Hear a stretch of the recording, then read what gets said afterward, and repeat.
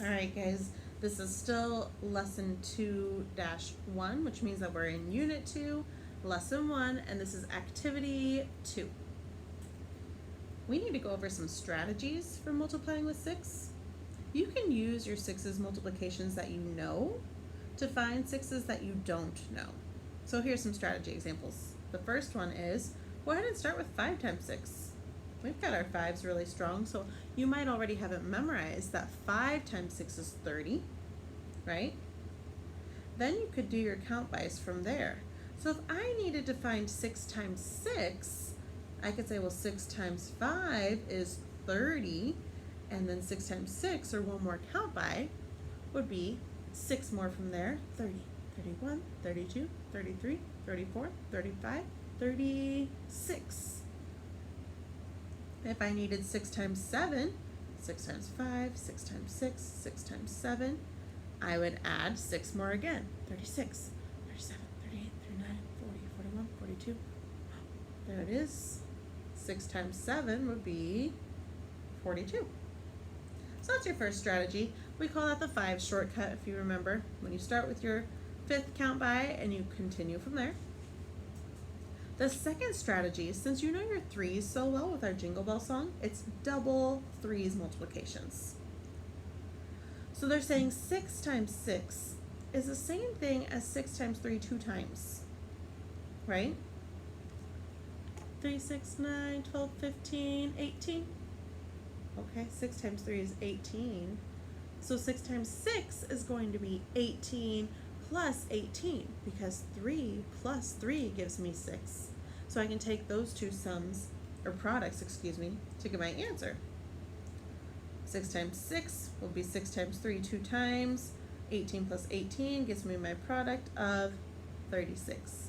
Or, if you remember from our quick practice songs today, 6 times 6 is a great rhyme, and it just goes 6 times 6 is 36. Say that for me.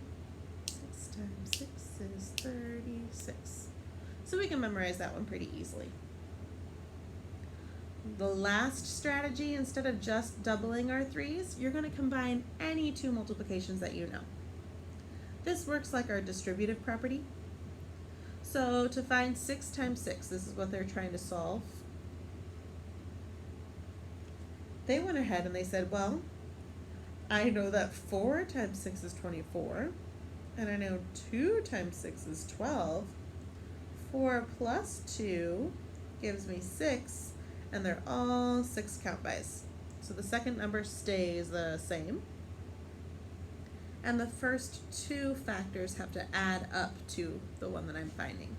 For example, if I wanted to find 8 times 6, and I didn't know what it was, I could say, okay, I'm going to have to find 2 more facts that are times 6. So that second number stays the same. And then I would find 2 numbers that I'm really good at that can add up to 8, right? Like, I'm pretty good at my 3's because of my jingle. And I'm really good at my 5's, and 3 plus 5 equals 8, right?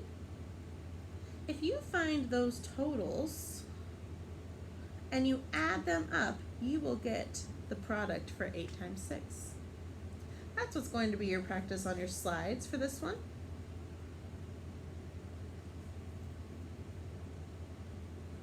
There is a 4th strategy, okay? And that's using, continuing from strategy 3. They kind of did that with our drawings too. So like I told you, it was like our distributive property. They showed that as the shaded area model. So they showed you your 4x6 section and your 2x6 section to match that drawing for those equations. And then they've also done it as an equal shares, but they kind of broke their groups apart where they knew some products within there.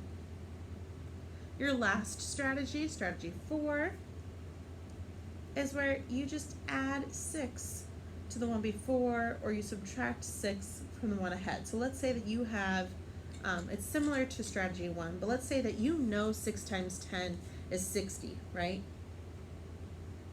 Because you're really good at counting by your tens. That means that if you're trying to find 6 times 9, well, you can just think it's one less group of 6. So I'll subtract 6. 60 minus 6 gives me 54. Or if you're really, really strong, you can remember that 6 times 6 is 36, and you have that memorized. Then when someone asks you to find what is 6 times 7, you can see, oh, it's one more group than that. So I'll just add another group of 6. 36 plus 6 gives me 42 for that answer, right?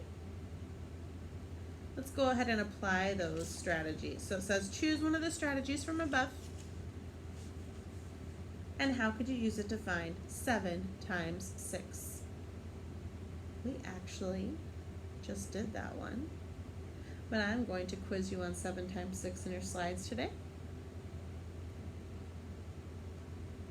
You are allowed to use any of the strategies up above or the songs that I taught you in the beginning. So you might remember channel 6, channel 7, Fox. That would be one way that you could solve that. Or any of the 4 strategies listed above.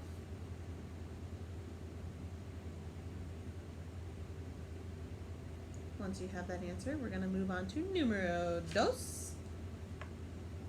Choose a different strategy. How can you use that strategy to find 8 times 6? That will be my second quiz problem for you on your slides today.